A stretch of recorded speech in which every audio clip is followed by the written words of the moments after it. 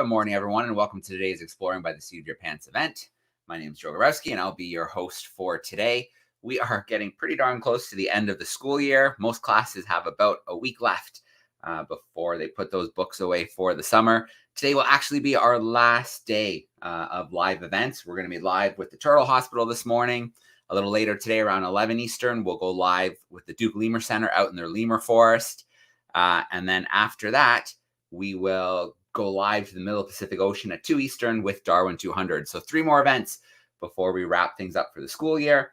And then the Darwin 200 events that we've been doing all year long, we'll continue those over the summer, and people can choose to tune into those if they have some time from home.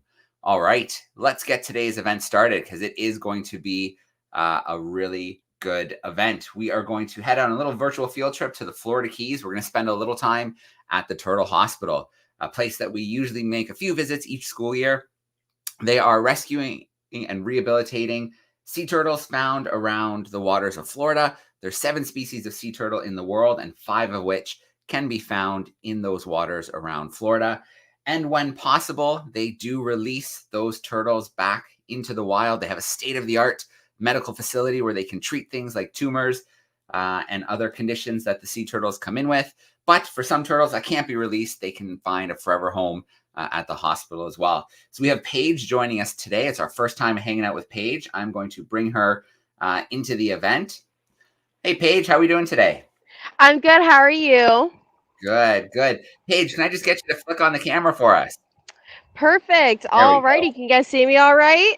We got you, Paige. Paige, we have tons of students all over Canada and the U.S. hanging out with us today. We're really excited. Awesome. Well, it was nice, really nice to meet you guys. We're excited to have you as well. All right. Well, Paige, I'll let you take over for a little bit. Classrooms, get your questions ready. We'll play some Kahoot later. But for now, we're going to put things over to Paige and our first guest, I guess. Alrighty. Well, starting off, friends, I'm going to go ahead and start talking to you guys about, again, why our turtles are coming into us. Now, he kind of hit the nail on the head there, talking about what we basically do here regarding rehabilitating our patients and why they're coming in.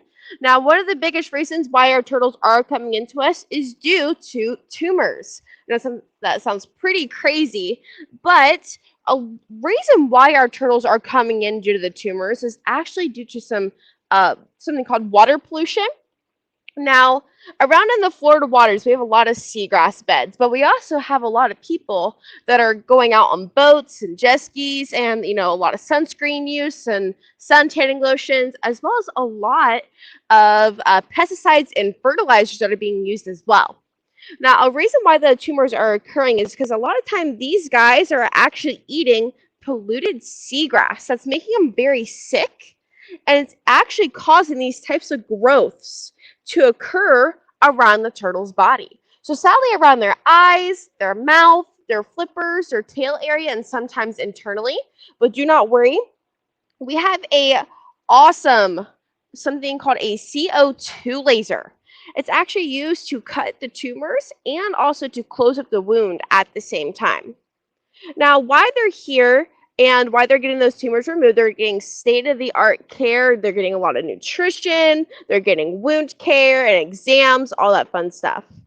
Now, when we have removed all the tumors from a turtle, they're going to be kept with us for a few extra weeks just to make sure that they don't have any of the tumors that grow back. But the cool thing about the turtle's body is that in that time, their body's going to naturally start to produce antibodies that can actually fight off the virus. And they don't have any growths within those few weeks, they will actually be deemed tumor-free. Now, another one of our reasons why our turtles are actually coming into us is sadly due to boat strikes. And a little thing about the boat strikes that can actually cause something called positive buoyancy disorder. But a little thing about us here at the hospital, we have a little nickname for it. We like to call it bubble butt disorder. Now, the little thing about the bubble butt disorder is sadly what ends up happening is when a turtle gets struck by a boat, it ends up shifting the insides of the turtle. And it ends up releasing these types of micro gases and micro bubbles that get trapped into the tissues, the shell, or the other organs of the turtle. And it ends up making them float like this, where their head's kind of down in the water, their bum is up in the air. Now, what we're going to end up doing for this specific turtle is that we're going to do something called a swim test first. If that specific turtle is able to go under, stay under, and swim properly, they are able to be released. If they are not able to do that, we will actually put a little weight on their shell on one of these little interlocking pieces here called scutes. Now, the only thing with that weight is that if a turtle needs it, they cannot be released, because when that weight is being put onto a shell, it's being put onto the scute, and the scute will actually fall off every couple months to a year. So that means that that weight were on their shell, it'd fall off, and that would leave our turtle stuck at the top of the water. Now, about 18 of our turtles are deemed non-releasable. 16 of those guys are actually dealing with bubble butt disorder here at this facility, which hopefully I get to show you guys here in a minute. And then the last reason why, or one of the last reasons why our turtles are coming into us, is actually due to marine debris. So really anything that's out in the ocean that doesn't belong out there, like microplastics and plastic bags, netting and fishing line, anything to that effect. If a turtle ends up ingesting any of those items, it can cause something called an impaction or a trash impaction.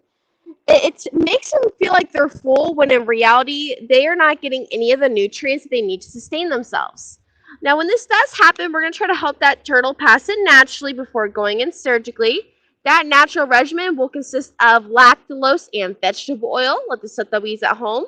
Gets everything broken up and slippery inside. We'll give them Metamucil to get things flowing. And sometimes these guys can get a little bit gassy, so we do have to give them Gas-X and Orbino as well. Now, everybody meet Oreo. Oreo is a juvenile green sea turtle. The green sea turtle is one of the most common species of sea turtles in the Florida waters. These guys can actually get to a whopping 500 pounds. Now, their main diet will consist of seagrass, algae, squid, and jellyfish out in the ocean. But usually what we're going to feed them here at the facility is, just like you saw, romaine lettuce, cucumbers, bell peppers, and some cut up fish. Now, about 80% of the turtles that we are seeing here at the facility are green sea turtles, and about 80% of them are coming in due to the tumors. But let's go ahead and make our way over to our next area here. We're going to go ahead and go see some of our other turtles and our other species. So when we make our way over here, I'm going to talk to you about the two species that we will not sadly be able to see today. One being the Kemp's Ridley. Those guys only reach up to about a mere 100 pounds. They are known for their coloring because they're actually nicknamed the ghost turtle because of said coloring. They will end up growing into an off-white, a pure white, or even like a yellowish color, and makes sure great camouflage in the sandy or the muddy bottoms of the ocean where they will usually reside. Now, the other one is going to be the leatherback. Those guys can get to a whopping 2,000 pounds, and all they actually eat is jellyfish out in the ocean. They eat about 80% of their body weight in jellyfish every single day. They are known for their different type of shell versus their other sea turtles. Their shell is actually made of a cartilage-like material, so like your nose and your ears, whereas like these guys, their shell is actually made of keratin, so the same material that your fingernails are made of. But with that soft shell, it actually helps those guys to be able to dive down to up to 4,000 feet. How crazy is that? Now let's go ahead and start meeting our other species. Over here, everybody meet Tater and Tot. We'll visit Tot here in a second. But Tater and Tot are actually two loggerhead hatchlings. I mean, they're like babies. Now, the loggerheads are often known for their giant head and neck area. That's why they are actually called the loggerhead, because they were often mistaken as floating logs out in the ocean. They typically range around 250 to 450 pounds. Their natural diet out in the ocean is going to be something called hard-shelled invertebrates. So anything with that super hard shell, like crabs, lobsters, and even conch shells. And these guys are actually known for their awesome bite force. They have the bite force up to 900 psi, which is actually pretty close to the bite force of an alligator snapping turtle. Now, a little thing about Tater and Tot here, they're actually our awesome hospital ambassadors. They will stay with us until they hit a certain size or a certain age. So they should be released by next summer. Now, our third species that we have here at the hospital, we have a little hawksbill hatchling. So this is Nugget, and Nugget is around 7 to 8 months old. So with her, the hawksbills are able to get to be around 100 to 150 pounds. The reason why they're called the hawksbill sea turtle is due to their bird-like beak. You can kind of see at the very end there of her nose. So with these guys, their main diet out in the ocean consists of crabs, shrimp, and their favorite food of all times is going to be sea sponge. But usually what we feed them here is going to be squid and shrimp. Same with our little loggerheads over there as well. Now, a little thing about Nugget, when she first came in, she came in due to some floating issues, as well as being backwashed from a storm. Now, the reason why this can be a pretty big deal for these guys is because the hatchlings don't have very much energy, especially when they're that young. So if they're trying to swim against a massive storm, it's going to leave them very drained and with no energy. So they're going to be left at the top of the surface just floating there. Or the floating issues can be an indicator of some other problems. Like maybe they've eaten some bad stuff like plastics. Maybe they are cold stunned where the water gets a little too cold too fast. Or maybe they were exposed to some pretty nasty biotoxins as well. Now next, this is Lisa. She's a green sea turtle. You'll be able to see these tumors pretty up close today.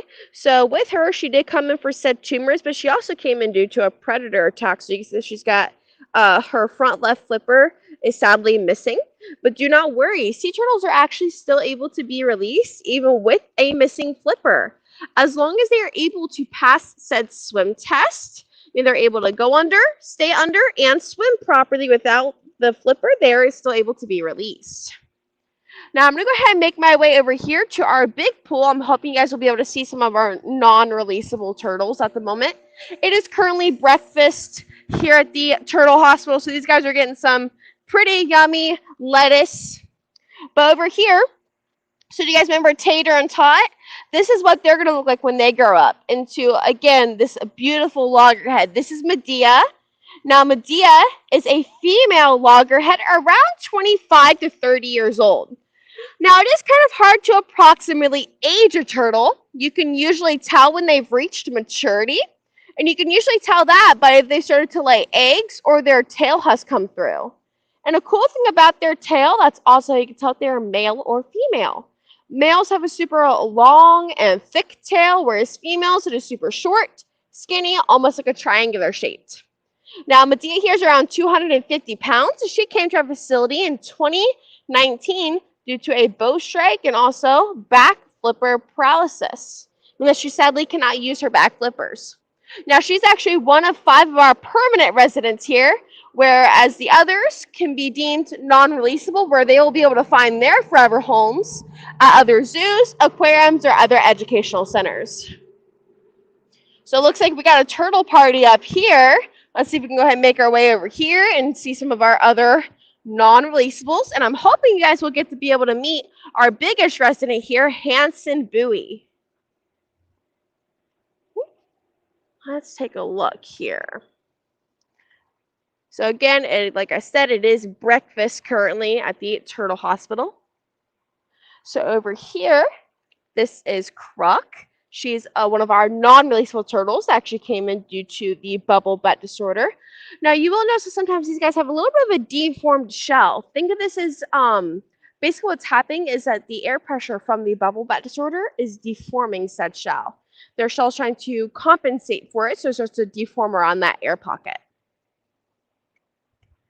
Now over here, it's going to be a little bit harder to see her, but all the way right there, that is Hanson Buoy, our biggest resident here. She's clocking in at a whopping 366 pounds. She came to our facility in 1993 as a hatchling. She underwent the FP research study, she underwent surgeries, and she actually was released in 1997. So she sadly returned to our facility 20 years later due to a boat strike. So that is her right there. Now, again, friends, so regarding the FP, or what we, again, we're calling the tumors, Most of our turtles, we like to think, do get released. We have about a 70 to 75% release rate when it comes to releasing any of the turtles. Now, if they are not able to be released, again, we will be able to keep them here until they are able to find another home with another facility. Let's go ahead and make our way around. I know it's getting a little bit close regarding getting some of our questions in, but we're going to go ahead and make our way around to go see another one of our patients named Baby Sarah. Now, currently, Baby Sarah is actually having to be tongue fed, meaning that one of the rehabbers have to use a little instrument to kind of hook onto some food, and then we have to take the food and kind of put it right in front of her mouth because sadly, she is not able to see due to having eye tumors. Now, whenever a turtle does come in with said eye tumors, what's going to happen is we will actually take them over to the special eye doctor, where those will actually be removed via scalpel, and then they're given a chemotherapy-like type of eye drops daily for a certain amount of weeks. Now, here at the facility, we have a total of around 42 turtles just at the moment. Let's go ahead and make our way down this way.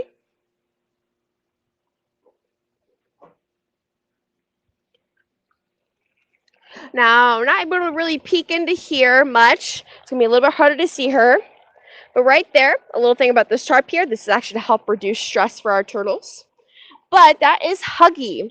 Now, Huggy actually came in due to a predator attack. They sadly did have to amputate her front right flipper. But again, turtles are still able to be released even with the missing flipper, as long as they are able to pass said swim test. Now over here, this is Buddy. He's another one of our non-releasable turtles. Now you will see that he's currently messing with that little floating PVC pipe. That's just called an EED, or Environment Enrichment Device. It's like a little floating toy from that they can push around the tank and have some fun and some enrichment. And then over here, we have Dancer, another one of our green sea turtles, also coming in due to the tumors. So with him, I've heard that he is currently tumor-free, but they are currently keeping him under observation just to make sure that he doesn't have any growths that decide to come back. I'm going to make my way around. So sorry. Thank you, friends. No, you're totally fine. Alrighty. So over here, we have Hallelujah. Now, Hallelujah is another one of our patients have come in for their pretty nasty tumors. So she will have to be taken to the eye doctor. She will have to have multiple surgeries to get these removed. And just let me know when we are ready for the questions. I just want to make sure I'm not taking too much up of our question time. But over here we have Mary. Again, another one of our turtles that came in for tumors. But she also came in due to entanglement. Now, basically, friends, what entanglement is when sadly something gets wrapped around the neck, the limb, or even the shell of a turtle that can cause a lot of issues. It can constrict them a little bit. So we have to make sure that we're disposing of things properly, we're recycling or picking up after ourselves. Also, making sure that we are using environmentally safe products like sunscreens and soaps. And make sure that we're using reusable items like bags, cups, and straws. And just also to spread awareness of how we can help our sea turtles. Tell your friends, tell your family. Some different things that you guys learned today.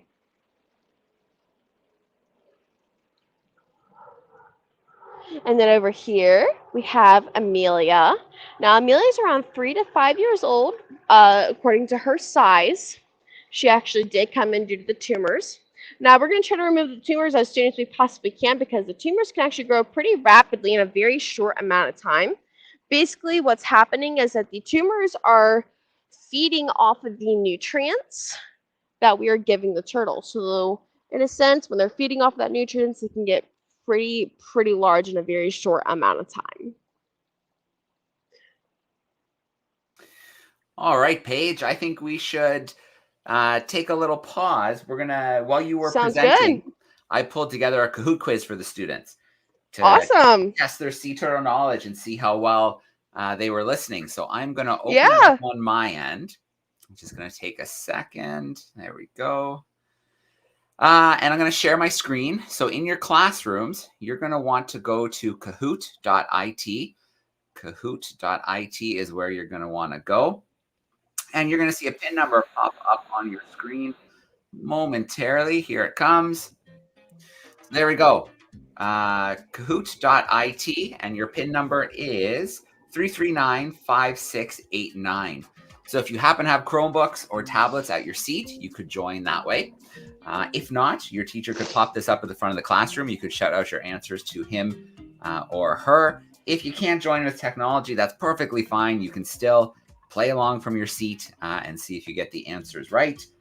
And then I know we always have home students joining. If you have a tablet or even a phone, you could scan that QR code and it'll bring you right into your spot.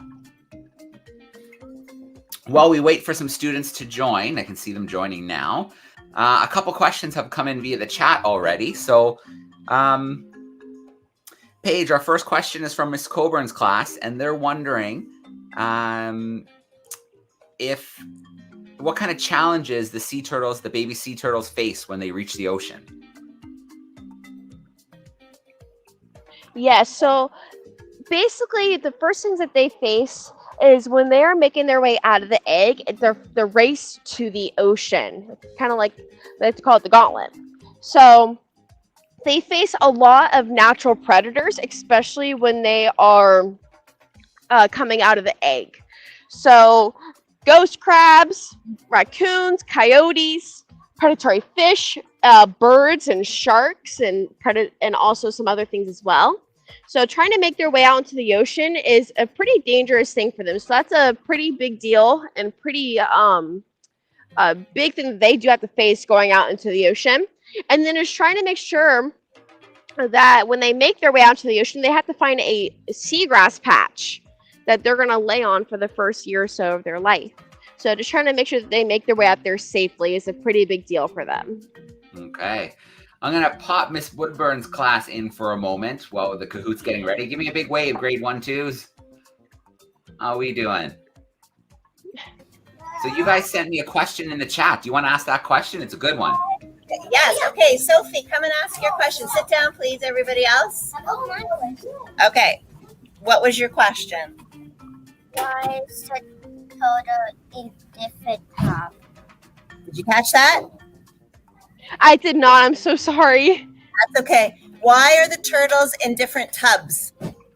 That's a good question. So we try to let these guys each have their own individual space when they're recovering.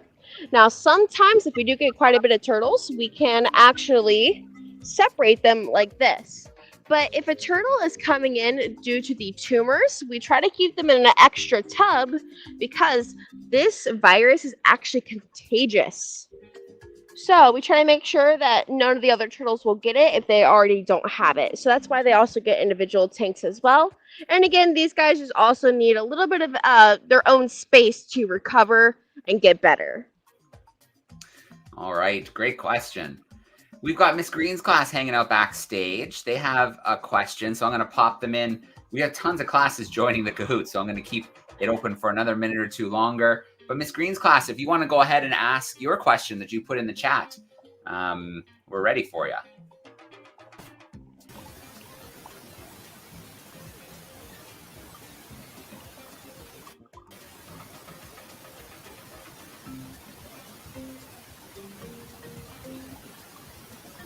Miss Green, I don't know if you can still hear me, but your microphone might have disconnected. I'm just hearing static on your end now. Was it what are the sea turtles predators? Yeah, that's the one. Alrighty. So just in case if she's not able to hear or if she's not able to speak, regarding the sea turtles predators, when they're hatchlings, so like the size of what we saw for Nugget, it's going to be ghost crabs, raccoons, coyotes, predatory fish, birds, sharks, and even certain species of ants when they're in the egg. And then when they're about the size of this guy here, or a little bit smaller, maybe about the sizes of Tater and Tot, it's going to be predatory fish and sharks. And then when they're pretty large, about the size of maybe like a trash can lid, it's going to be mostly just large sharks. All right. Do Madame turtles lay Generou's eggs? third grade class. I'm gonna pop you in. I just want to make sure, Madame, that your student's okay to be on camera. I know. Just give me a wave if I can pop you in on camera, Madame.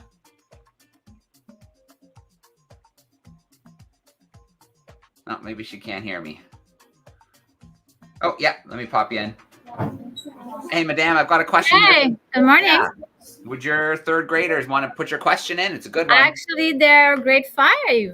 Oh. Oh.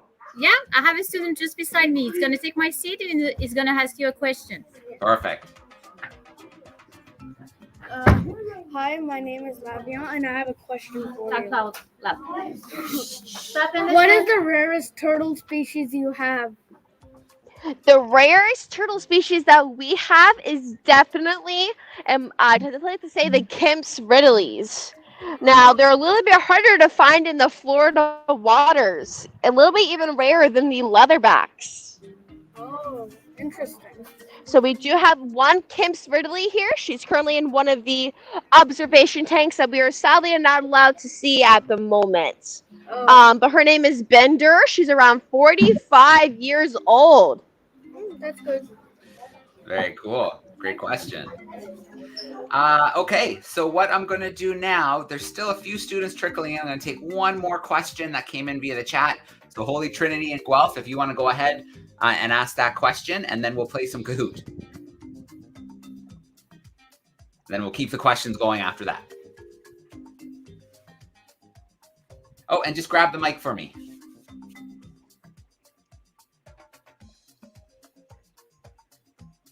Oh, sorry, Holy Trinity, you're still on mute. Okay, we got you now.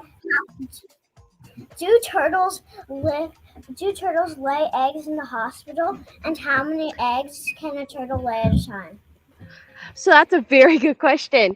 So sea turtles, depending on the type of sea turtle, they can lay from about 100 to 120 eggs in one nest, and that's usually around for the green sea turtles. Now, here's the tricky thing, is that they will actually lay eggs here, but they're actually not fertilized, meaning that they're not going to become babies.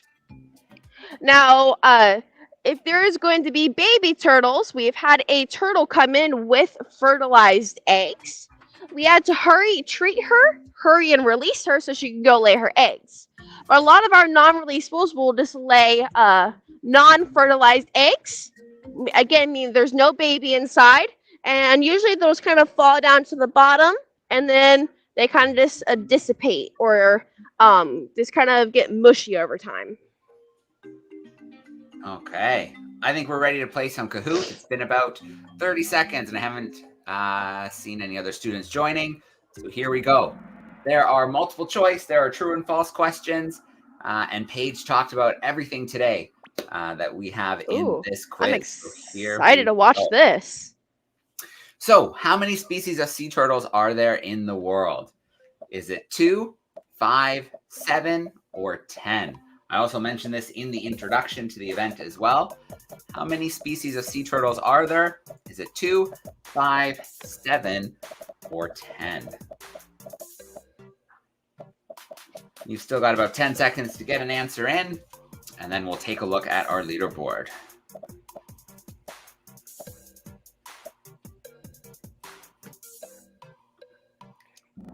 All right. 7 is the right answer. Good job to the students who picked 7, and that puts the Shining Macaw in first place. Let's go to our next question. Is it true or false that there are 3 species of sea turtles that can be found in the waters around Florida? So is that true, that if there's 3 species that can be found around the waters? Is it more or is it less, which would make the answer false? So what do you think, true or false, that there are 3 species in Florida waters?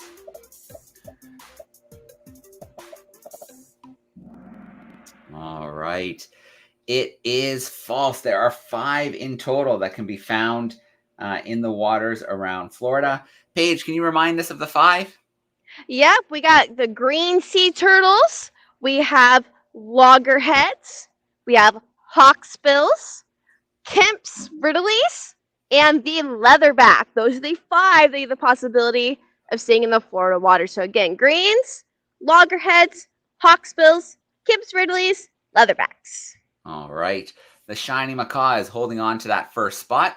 We have another multiple choice. Green sea turtles can weigh up to, was it 50 pounds, Ooh. 200 pounds, 300 pounds, or 500 pounds? So those green sea turtles, is it around 50, 200, 300, or up to 500 pounds? Still got some time to get it in, about a dozen seconds, 12 seconds to go.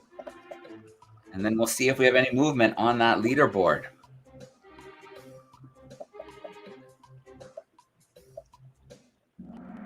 All right, it is about 500 job, guys. pounds. But I don't think the shiny macaw wants to let it go. It is really close, though. The Captain Lemur is only 3 points behind. So let's see what happens in our next question. It is another one. Tumors in turtles are caused by, was it boat strikes, pollution, tangled in fishing gear, or from jellyfish? So what causes those tumors in turtles? Was it boat strikes, pollution, getting tangled in fishing gear, or jellyfish, maybe eating a bad jellyfish or a sting from a jellyfish? 10 more seconds to get your answer in for what you think causes those tumors in the sea turtles, on the sea turtles. All right, good job, crew. It is Good job, pollution. guys. When those pollutants get into that seagrass. Ooh, the Speedy Bunny has taken the lead. We have one more question to go. This is going to decide everything. It's a true and false. Sea turtle shells are composed of the same materials as our fingernails. So sea turtle shells, the same material as our fingernails. Is that true?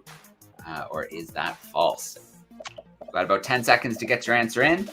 We'll look at our podium and we will spend the rest of the time visiting classrooms, taking questions from the YouTube chat. I know there's still lots of questions out there. All right, good job, crew. That is true. Let's go to our podium now. In third place, we've got the Rapid Octopus. In second place, we've got the Stellar Otter. And holding down that top spot, who took it in the end? The Speedy Bunny held on for 2 questions.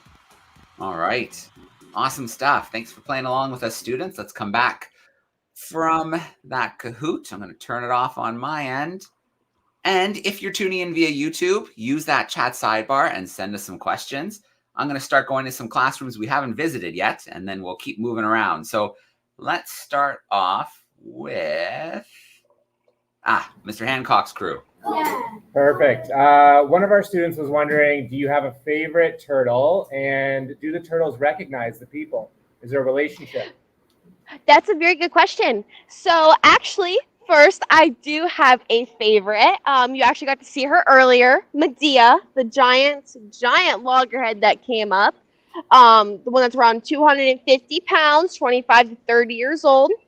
Now, a little thing about the turtles is that they actually do not recognize faces. They don't form an attachment to that effect. The only reason why they would really come up to you is because they are very curious, or they know that you have some food for them at this point. But yeah, now, like I said, they're very, very curious creatures. They will come up and say hi, but they don't recognize any of the rehabilitation staff that takes care of them. Perfect. Thank you. All right. Yeah. Mademoiselle Generou's crew, I have you guys up in the call if you want to unmute. We're ready to grab a question or two. How old can a turtle live up to? That's a good question. So, every species does live up to a different age. So, green sea turtles like these guys here can live to be around 80 to 100 years old. Loggerheads like Medea and Tater and Tot, they can live to be around 70 to 80 years old. Hawksbills like Nugget around 55 to 60. Kemp's Ridleys like Bender, they can live to be around 45 plus. And then for the leatherbacks, they're around 50 to 55 years old. Thank you. Yeah, you're welcome, honey. Great question. We need to go to Miss Doll's crew, third graders hanging out with us. If you want to pop your microphone on, let's grab a question. Hey, Joe. Jackson has a question. Perfect. Can they be released if there's a chunk out of their shell? Yes, they actually can. So one of our other patients, she came in due to a boat strike. Let's go ahead and go visit her now. Now, right now, she actually does have a little bit of a scar in her shell currently. So let's go ahead and go visit her so that way we can see and we can explain.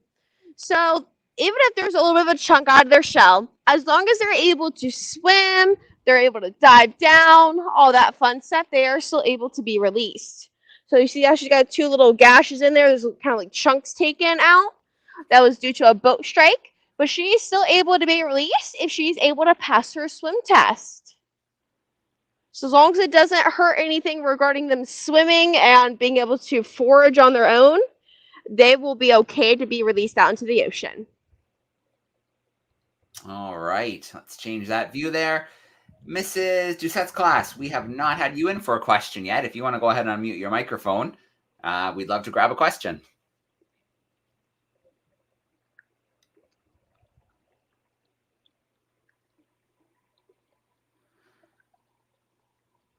All right, I don't see it unmuting, but Ms. Doucette, if you are there, if you want to put the question into the private chat, looks like a little speech bubble on the right.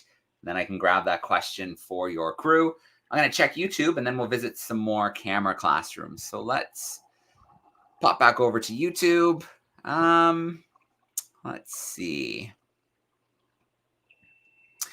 Okay, so I've got a class wondering where you get the food from to feed the turtles each day. That's a good question. So we actually have partnered with a little business. So basically we just get some of the food from like little businesses that will be able to, obviously we will pay for the food as well. But yep, we just get them from little shops around the Keys, so around like maybe like Publix, or we get them shipped in from another company. All right. So I mean like the produce and the fish, stuff like that. That just comes from a company. Okay. So I'm going to go back to our camera classrooms. I'm going to start popping in random classrooms. We'll see if you guys have a follow-up question for us. So let's start off with our grade 1-2s, hanging out with Mrs. Woodburn. Tree, come and ask your question. Okay, okay, go ahead. How many turtles do you have? There's so many. Good. We have around 42 turtles at the moment. All right. Very cool. Okay. Moving along our list, we'll get our grade 5s back in with Madame Karine. Yeah. Okay, we have one last question. Listen up. Sophia is coming. Hello, my name is Sophia. Please listen. And what is the most smallest turtle you have? So the smallest turtle we have at the moment is going to be Nugget, the hawksbill. Let's go ahead and visit her one more time. She's around 7 to 8 months old. When she came in, she was so tiny. She was literally the size of a tiny nugget. Let's go ahead and go see her now. She's definitely grown a lot since she came in December.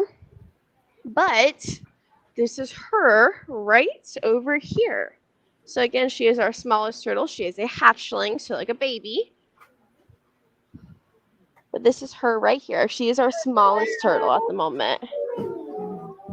All right. Very cool. This is what she looked like when she first came in. Oh.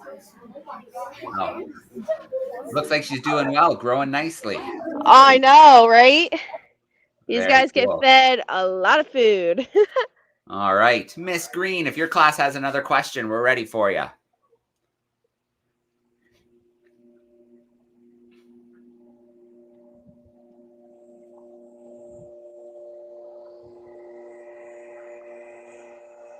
All right. Miss Green, can you unmute your mic if you're there? All right. We'll check in with her crew in a minute, but let's go back to our third graders with Mrs. Dahl, see if they have a question for us. Hi, Olive has a question. How does it take sea turtles to digest their food? To digest food? Yeah. Oh, that's a good question. Now, probably just like as humans, it takes, a few hours to be able to get all that to pass through. So it would take, again, a few hours to be able to digest all that food, especially depending on what kind of food it is, and if they're having healthy, if they're healthy in general. About a few hours. All right. I did get a question from Miss Green's crew in the chat. They're wondering, are there any diseases that can go back and forth between turtles and humans? Not quite, but we do have one that can be passed between turtle and turtle that is not the virus. Now, ones that can be passed between humans and turtles, thankfully not at the moment that I've ever witnessed. But there is something called, it's called Caliospora. It's like a intestinal parasite that can actually be transferred from turtle to turtle. And let me tell you, it is not fun having to deal with that because it takes a lot of time to be able to get those intestinal parasites to go away. All right. We got to visit Mr. Hancock's crew, see if they have another question for us. Oh, we got questions, Joe, for sure. You know what we got. Whoa. You can slip in one or two if you want. You can get a couple in. Appreciate it. One of our students was wondering, how do you find the hurt turtles? That's a good question. So we're actually able to find them because people who are out on the water, boating, jet skiing, kayaking, snorkeling, or if they're locals, when they're out on the water and they see a distressed turtle or an injured turtle, they will actually call us and they give us all the information and we go meet them at that specific location.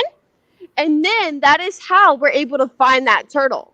And then once we get them back up to the mainland, we transport them in the turtle ambulance. We take them back here to the hospital, and then they get their general exam to see exactly what's going on. So again, we're able to find them because of people who are out on the waters already. All right. Go ahead with another one of those, Mr. Hancock. Definitely.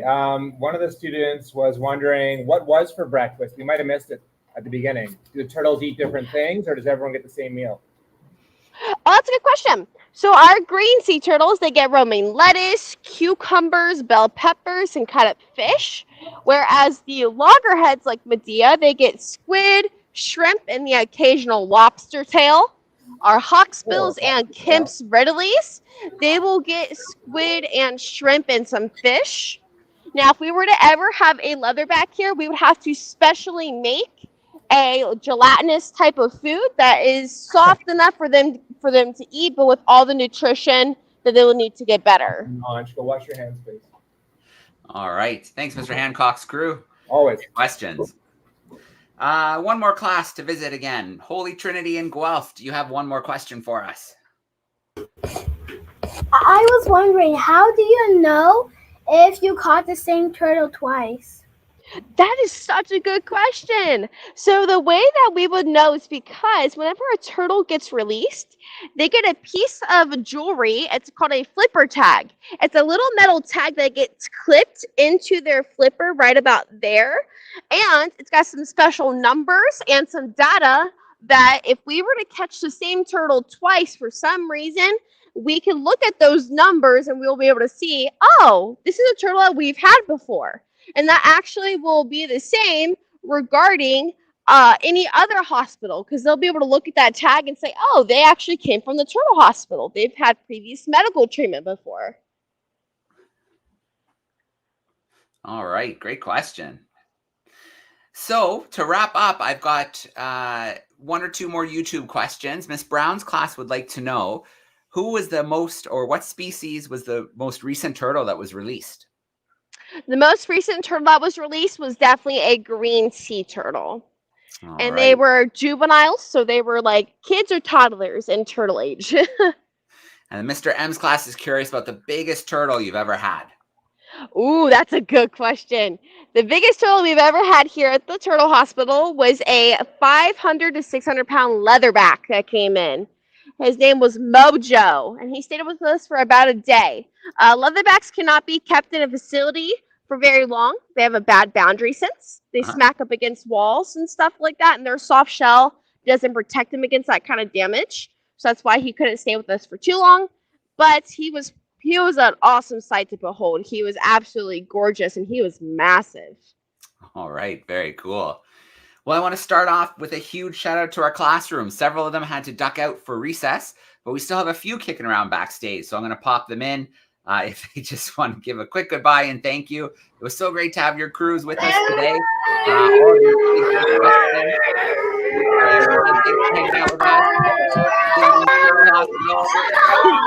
And Paige, we absolutely love our visits to the Turtle Hospital. You guys do such incredible work. Thank you so much. Thank you guys with us today.